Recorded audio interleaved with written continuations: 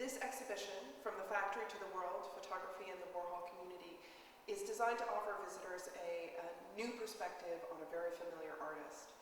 The American pop artist Andy Warhol is as famous for his cool superficiality as he is for his revolutionary fusion of fine art and popular culture.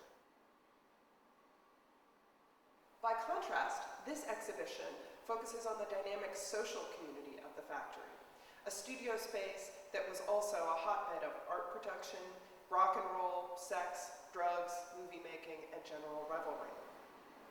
By examining the factory through the lenses of 7 key photographers, Warhol included, and 1 filmmaker, visitors will get a chance to witness the vital community of the factory firsthand, from its most dramatic moments to its most ordinary.